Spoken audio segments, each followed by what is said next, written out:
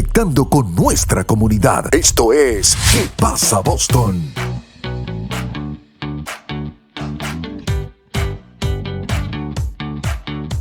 ¿Qué pasa, Boston? Estoy hoy día con una gran mujer, una gran amiga, una persona que inspira, no nada más porque tiene una carrera profesional envidiable, pero también porque tiene un motor, un motivo que nos ha hecho a cambiar a nosotros como latinos.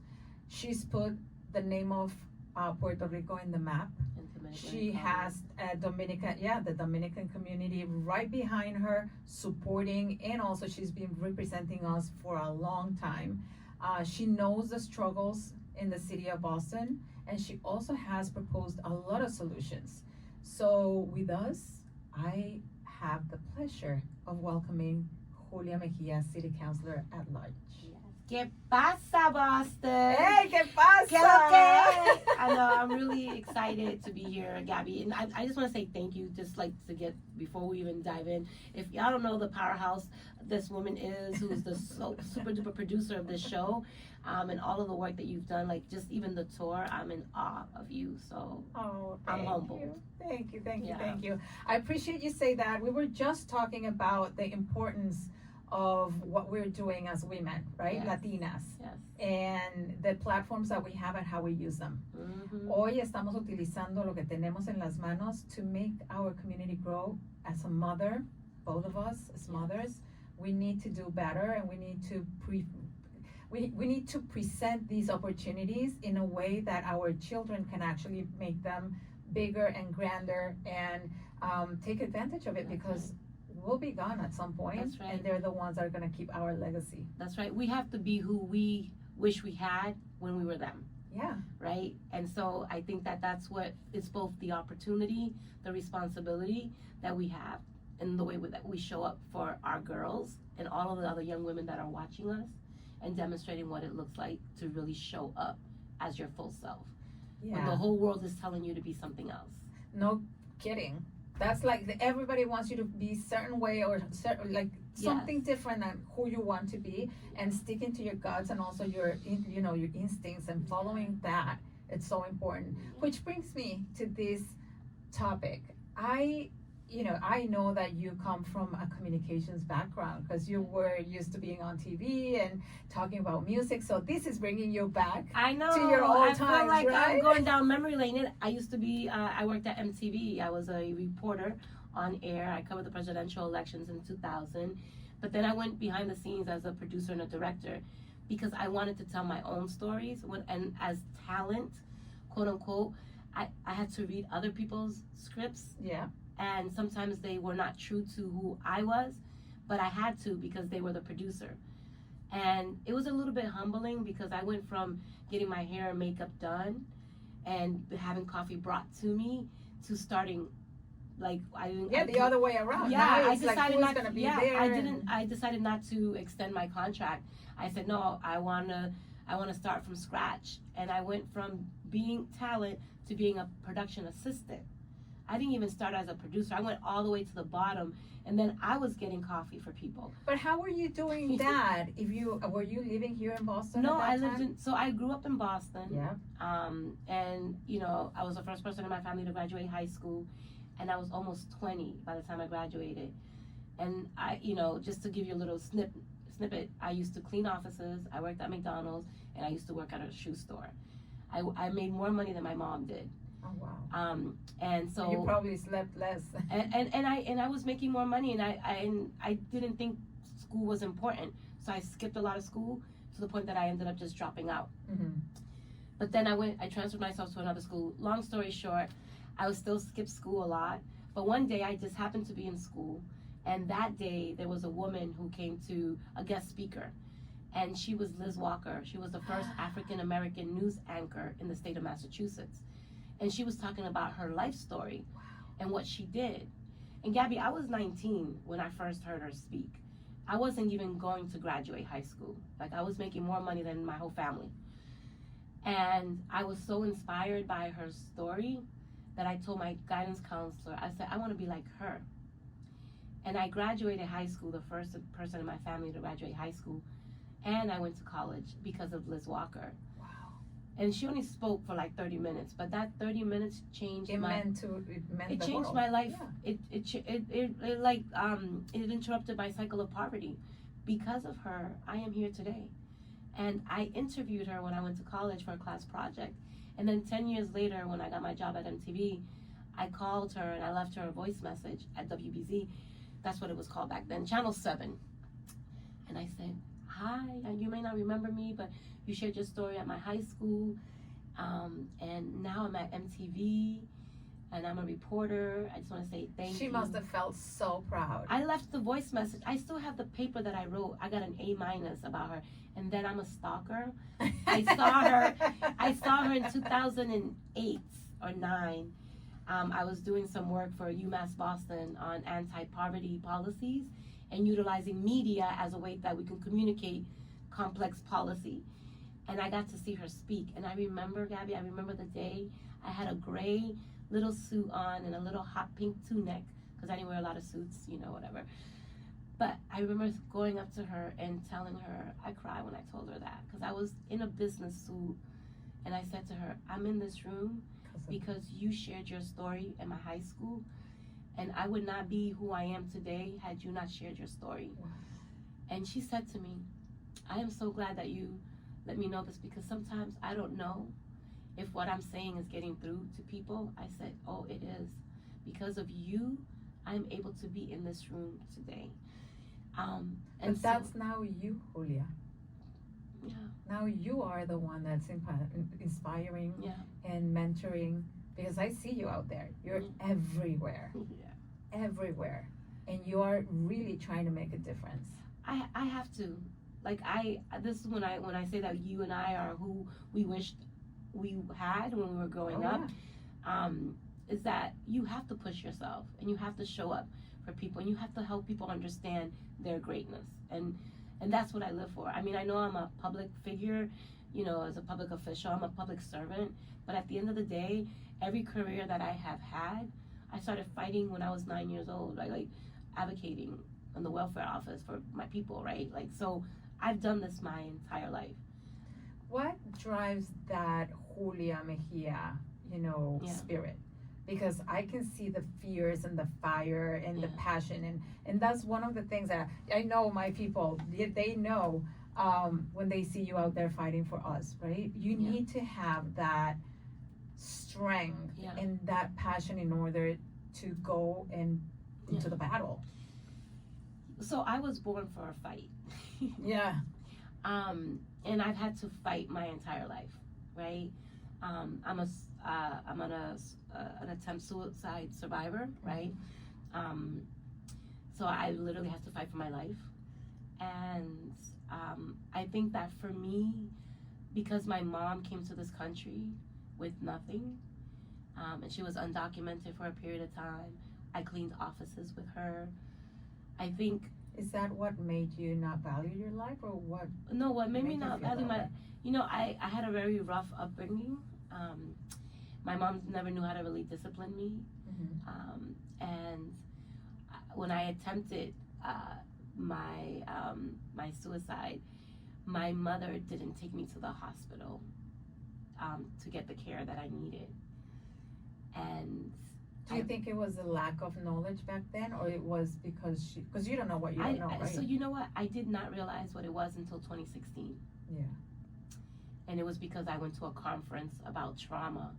And I was like, oh my God. Because I grew up believing my mom did not love me because she never reported it or took me to the hospital. Because, when you do something like that, you need to make sure that it's not going to happen. It's not going to happen again. And also, it was pills that I took. I overdosed. I took like a lot of pills. I took one for every miserable year that I was on this earth. And then so instead of taking me to the hospital, they made me drink milk and oil together, and that's how I threw up. So they didn't know if I still had, But you're saying something very important. I'm also a survivor that way. My daughter was bullied at some point that she was also almost about to lose her life. So we bonded a while back because of this story, right? One of the things that I have noticed, especially for us in the Latino community, there's still a lot of stigma. a lot of stigma and taboos. Yes. So I can imagine your mom saying like, my daughter is not crazy. I don't want anybody finding Yes. out, because then they're gonna label her, or we're Yes. like, they're gonna take her away from me. So there's a lot of fear. Eso Now lo- you know that, Eso es right? lo que estaba pasando. Mhm. Porque my mother was, my mom was afraid that they were going to take me away from her. Yes. And I cannot believe that it took me until I became a mom, and I was at a conference in New York, of all places, and I had an aha moment that my mother loved me so much that was her way of protecting me.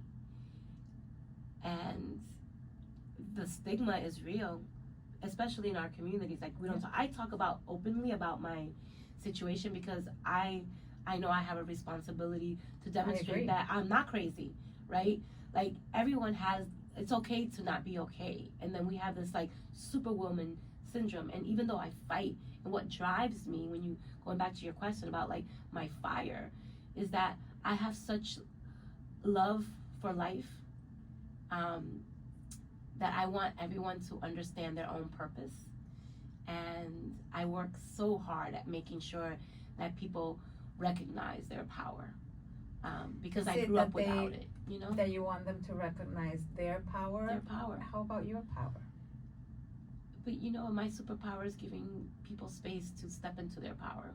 Like, I think that's my gift to the world. So I don't see my power like in that way, right? I feel like like a superhero, everybody has their gift, the Wonder Twins, the Superwoman had her little, bracelets.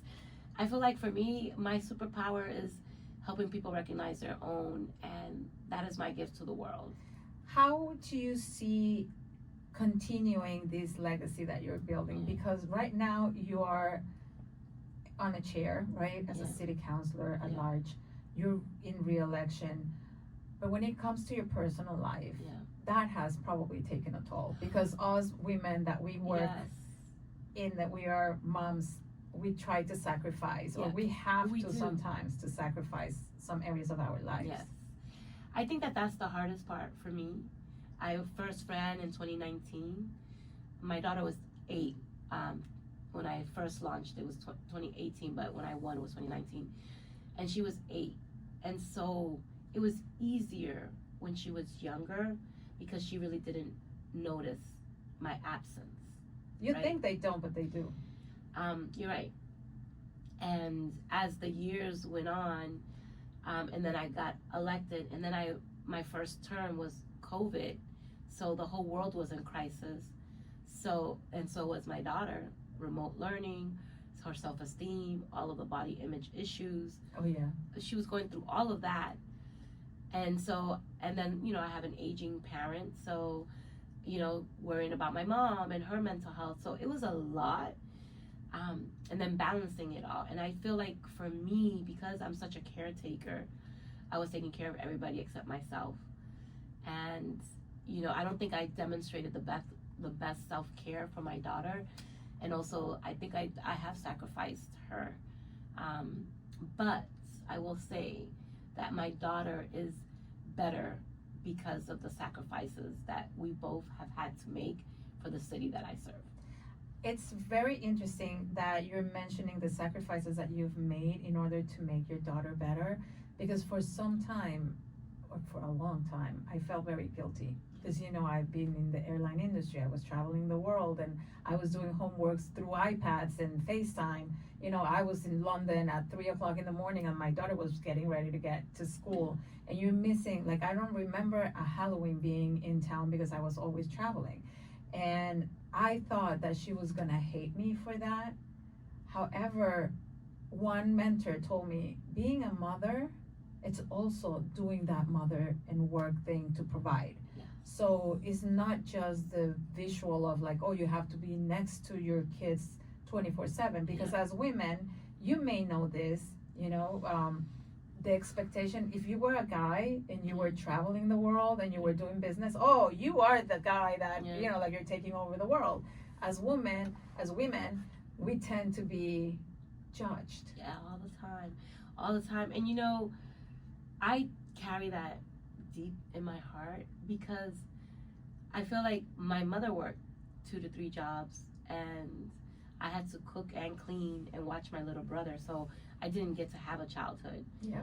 And, you know, I hated that. I hated the fact that my mom was never around and I had to be the mother for my siblings, right? But that's just who we are. And Do you think that society has gone completely the other way? Yeah, but no, not really, because my mom was working all the time. And you're working all the time. And I'm working all the time. So not much, well, depending on what household you grow up in, right? But like, not here. Not here.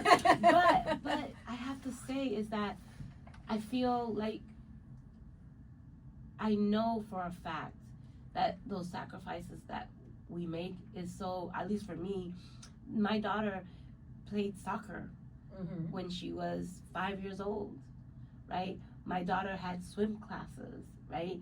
My daughter went to summer camp. Yeah. My daughter got to do all of the things that I didn't do, right? Because I was working as hard as I did. Thanks for reminding me of that. So I just want you to know, like, we and the sacrifices that we make, it's not just because we're building a career, but what we're doing is those sacrifices is so that our children can go further than us. So that is our gift to them. And I feel you're doing the same for the city. Yeah. Somehow, with the challenges that you have faced. Yeah. I mean, like, even winning re-election by 1 vote. I mean, like, it's That was always traumatic. like one challenge after another challenge after another challenge, and it just so happened that you're the strongest, right? Because you're like the one that has been battling and fighting for that. And I've had to be that way, because when my mom and I came to this country, we were too poor to stay in one neighborhood long enough for me to make friends in a school. Do you feel misunderstood sometimes? All the time. And I think that for me is that people don't understand the trauma that it is to be a woman of color. I came here at the height of what they call the busing era, when there was forced desegregation.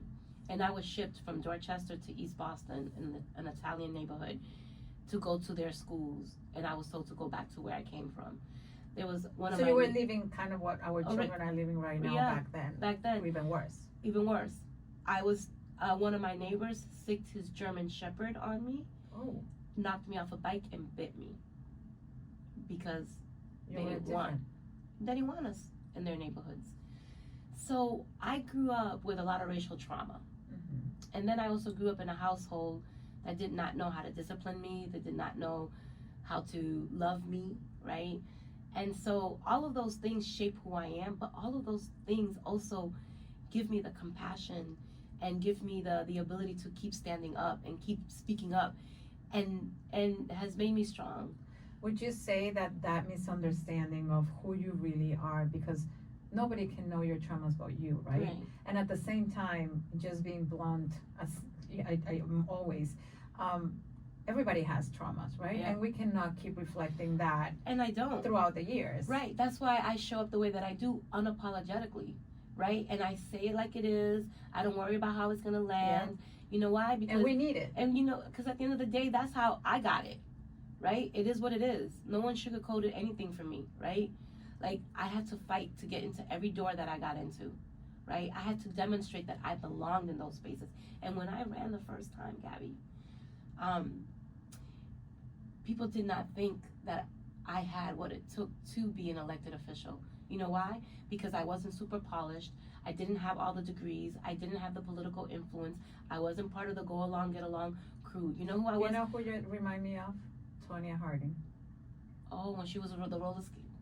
Oh, and she was up against Nancy Kerrigan, and she would have all these beautiful. I'm telling you this because my sister skated with them, and it was very interesting to see how she really had to fight because of her persona, because of the visuals, right? Of what the expectations were, beautifying the sport, the other one. And you know, one of my best friends, who's really connected and all about professional development and networking and all that. I'm the hood chick.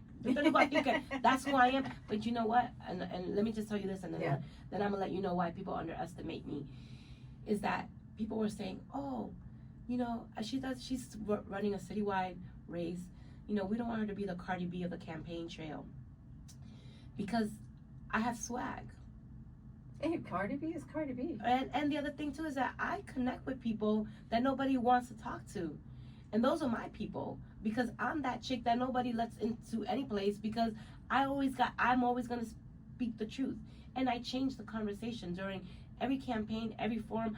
I talked about the things that nobody wanted to talk about. I agree. The real things.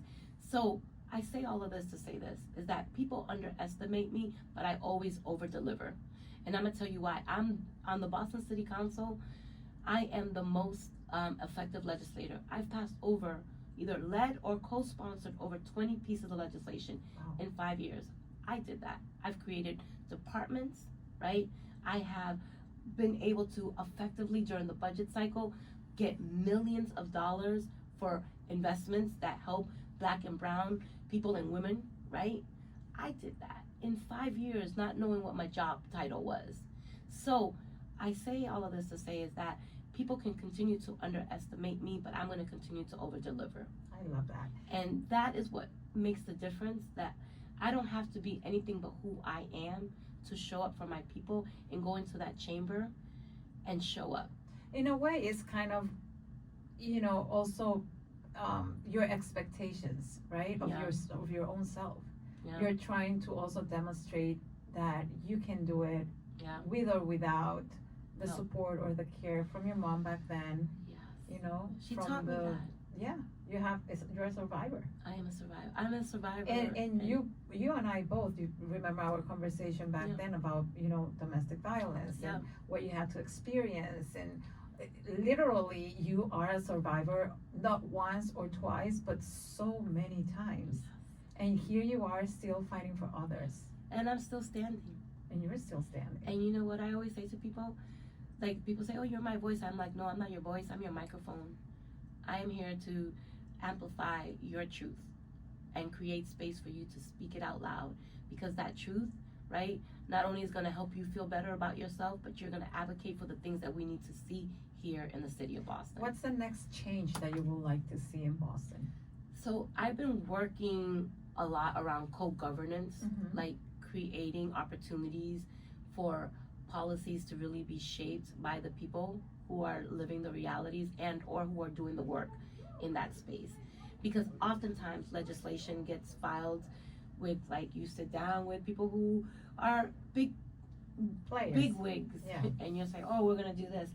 But I feel like the people who are living the realities and doing the work have the best solutions to what we need to change in the city. So really building an infrastructure for that. We created a program recently. There's a lot of civic associations and neighborhood meetings that determine zoning and what projects get approved and what businesses are able to open. All of that happens in the civic associations. And we've done some surveys, and we realized that the majority of those civic associations, there's hundreds of them, don't have Latino representation. So what we did is we trained 53 Latino residents across the city of Boston, representing the entire city, all the different districts, on what zoning, like teaching them about civic association meetings. And it's interesting you say that, because when we come from other countries, in my case, right? When I came from Mexico, I'm not gonna say how many years ago. Long time ago. A long time ago. Yeah. I come from a different form of governance. Yes. We were not involved the way that we are here. Right. We had no vote or rights, because everything was, about the power and the money. That's right. And who you know. That's right. And we learn also step by step what we need to do. And I think what you're doing in educating and forming your team, from the ground up. Yes. It's so important. Because that's where the real power is. Yes. And I think that when I worked at MTV, I had to travel the entire country to get young people to understand that their vote mattered. And so they never did, because no one was speaking to them. And that's what I'm doing right now. I am building the infrastructure for real leadership that gives people a voice at the table, that they get to decide what they want, because Latinos are not, particularly Latinos. And so the goal now is that the Latinos that were trained, they got certified in everything.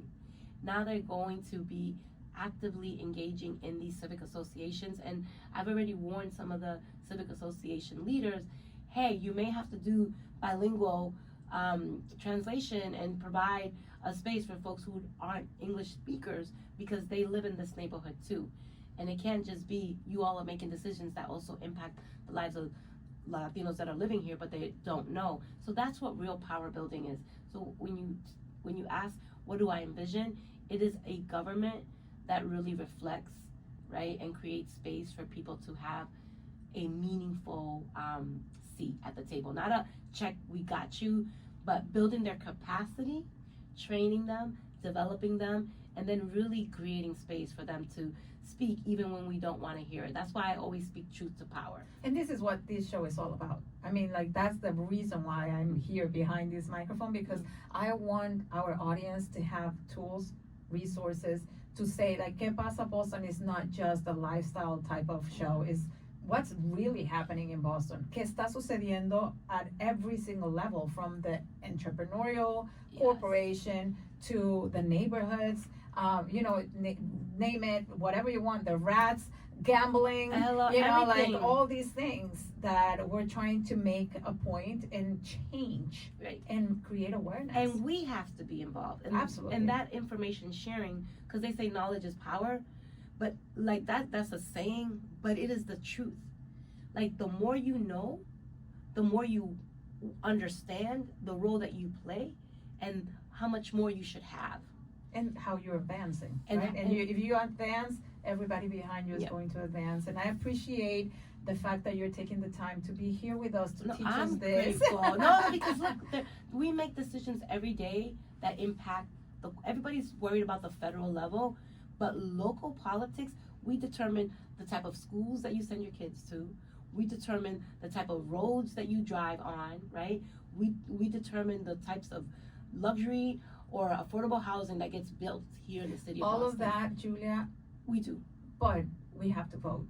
Oh, we do. Porque eso nos está sucediendo mucho. Oh, like, we don't vote. People are not going out. They're like, oh, yeah, I'll go later, or I'll forget, or they don't believe in the system. But it truly, like, go back to the you winning by one vote. It does matter. Tiene que ir, salir de la casa. Voy por usted. Ahorita mismo That's voy. right. And just go and vote. You have to speak up. And the thing is that when I first ran, it takes 6 years to turn a non-voter into a super voter. Oh, wow. Right? And so hard work. I didn't run to win. Like, I tell you this, I ran to demonstrate that we could be who we are and still produce and move the people forward if people participate in the process. Yeah. We demonstrated that. And I have young people who never voted, or even have older folks who only voted in presidential elections, that follow me today and participate in my public hearings and understand their power. Because this work, for me, it's not just about my seat.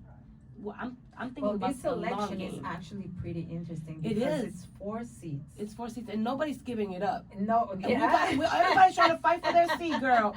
And the thing is that I'm still, like, even though I'm on the inside, I still function as an outsider. So I don't do political endorsements, right? I'm not endorsing any political candidate, and I don't allow any political candidate to endorse me, because that undermines democracy.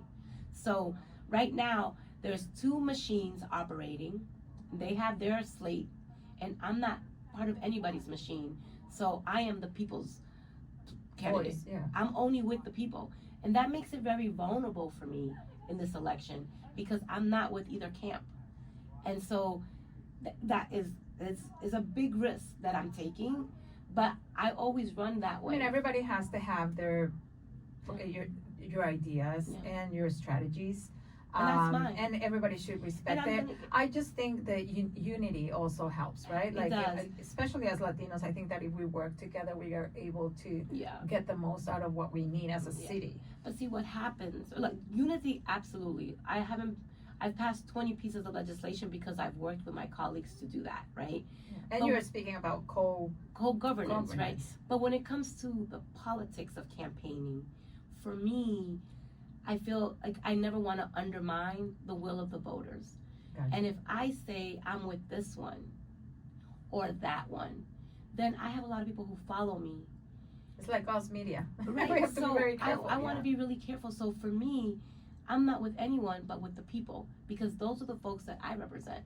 And that's who I'm loyal to. So I don't owe anyone any favors. Well, I hope you're loyal to ¿Qué pasa, Boston? That's it. You know what I'm saying? Please. But you know, I need your endorsement right here. Yeah, no, you got my endorsement. ¿Qué pasa all day, every day?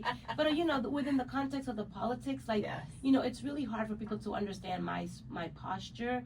But I'm gonna have to hold my colleagues accountable. You know, and so if I endorse you, then I'm endorsing bad behavior when it's time for me to fight against the things that may not be good for my people. Well, girl, you know that you have this show to come and share all that knowledge, all that behavior, all the changes that you're making. Te agradezco muchísimo que seas parte de este episodio. I really want our people to learn more, to go and vote because they have the facts. That's right. Because they have knowledge from a very credible source. Que es lo más importante. Hay tanto fake news allá I know that that's right. you don't even know what to believe. Or who to believe. Or who to believe. Yeah. Because now, or what to believe, because AI. Yeah, everything is changing. You could fake like a whole reenactment. Yeah, I'm going to have a clone of Julia Mejia here. You got to be careful with those things. So, no, this is why I think it's so important for the show to exist. Is ¿Qué pasa? Like, you are really creating space for people to tell their own story. Because sometimes there's narratives about people or scenarios that people create just because they see a certain part of you. Because they see me in the city council, I'm always fighting. They say, I'm not peleona, no me gusta pelear. No, but I produce things, right? Everybody has their own ways. I have a purpose. Yes. I have a purpose. And I'm happy that you're sharing that purpose here with us. Yeah. Thank you so much, Julia. We are really encouraging everybody to go and vote. Yeah. And follow me. Follow you where? Julia for Boston. Go on Instagram. Follow me at Julia for Boston. Be on the election. There's so much work to do. There's elections are elections, but the real work happens after the win. Gracias, mi gente. Ya lo saben, bajen esa aplicación, download the iHeart app, and select ¿Qué pasa Boston as your favorite podcast, and we'll see you next Sunday. Yeah. Esto fue ¿Qué pasa Boston con Gabriela Salas. Síguenos para descubrir más historias de nuestra comunidad.